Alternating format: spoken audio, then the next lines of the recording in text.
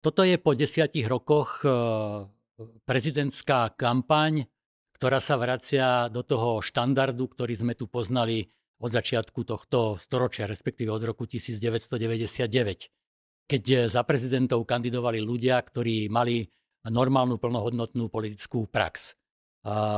Andrej Kiska a Zuzana Čaputová boli produkty nepolitickej politiky.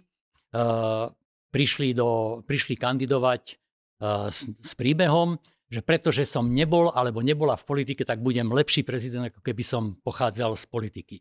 A dvakrát ich takýmto spôsobom zvolili, ale ani jeden, ani druhý nedokázali urobiť to, čo urobil Ivan Gašparovič, teda že bol znovu zvolený. Takže Peter Pellegrini a Ivan Korčok sú teraz ľudia, ktorí prešli za tých 31 rokov istými plnohodnotnými kariérami.